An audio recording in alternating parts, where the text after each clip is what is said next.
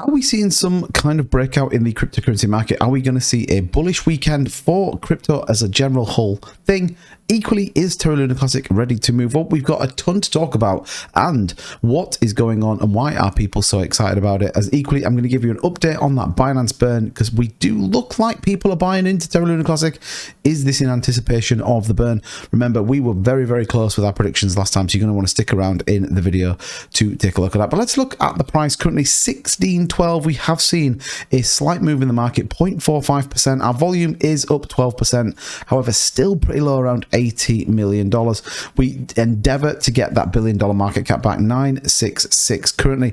But interestingly, and what I don't see a lot of people talking about, is our current volume globally across the cryptocurrency space is significantly down. So we need to always context it with what's going on with the rest of the market. If we were seeing massive influxes of money into other coins in the space, well, maybe we need to rethink exactly what's happening with Terra Luna Classic, but it's very similar to everything else. And you can see here that we are only 0.09% difference in trading in Bitcoin. So important kind of few things to talk about. Again, we'll talk about the historical data and particularly the volume that we've had go through for the last 30 days, where we can look at the full on-chain Binance burn that we can expect to get coming. But you can see here right now on the hour chart, two really solid green candles on the hour chart. RSI trending very nicely upwards. Money flow looks like it's starting to come down, and we should start to see this turn green, as we saw here. And we saw this massive run up earlier from 14 all the way topping out in this 16,950. So we could see a pretty explosive move. Again, you can see the rest of the market here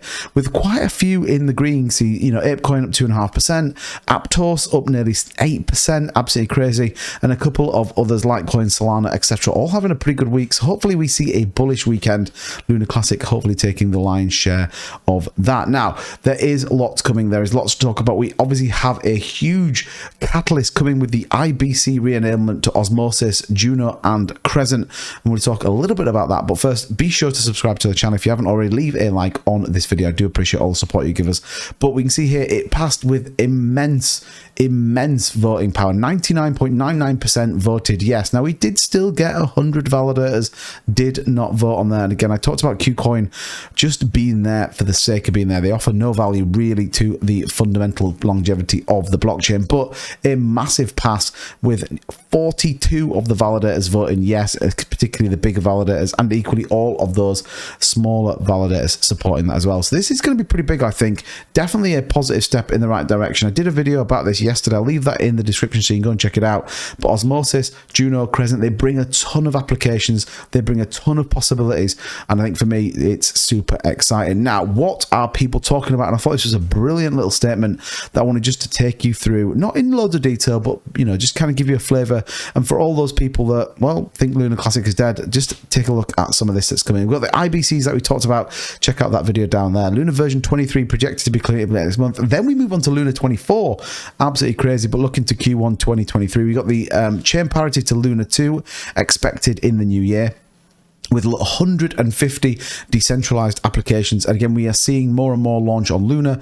We want a bit of that. We've got Duncan working on an initiative to deploy and repair the rebranded Anchor protocol. Work has been done to create an AFT or use USTC as the stablecoin. That is a huge one. If we get that and that starts to work and we see a repegging again where we can use USTC, strap in, it's going to be huge.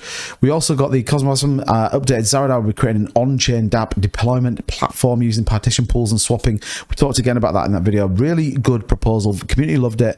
So again, just another development for Luna Classic. And I actually think in some of this stuff, it will bring Luna Classic back stronger and better than before the collapse.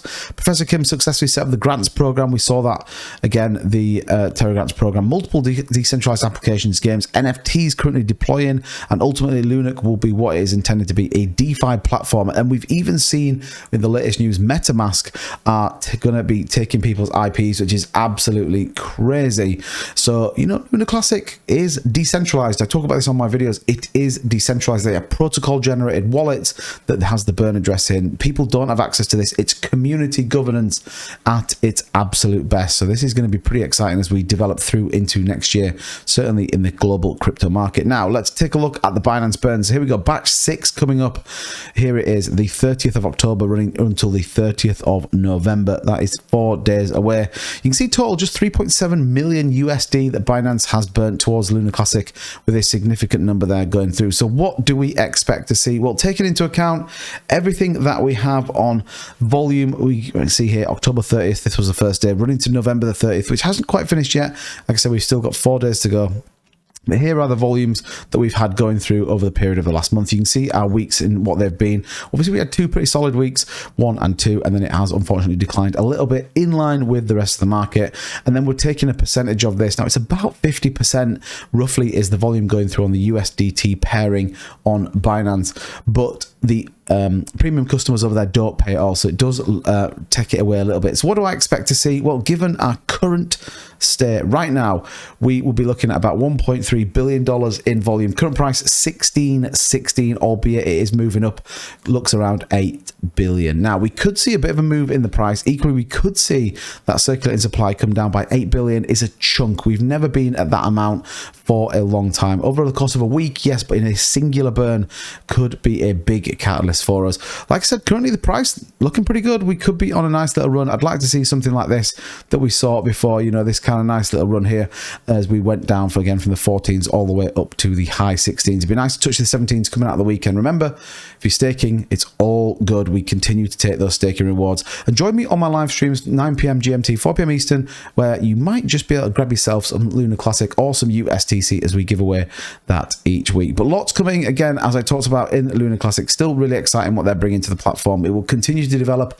We'll see what this looks like, but certainly going into next year, we could be in really good shape for a very exciting journey with Luna Classic. Let me know in the comments down below. Are you still holding? Let me know what you think the price is going to be after the weekend. We could see some really aggressive price action as people anticipate that Binance burn. But like I said, 8.5 billion, that's probably where I'm at. If we see some pretty big volume, we could get that bit more.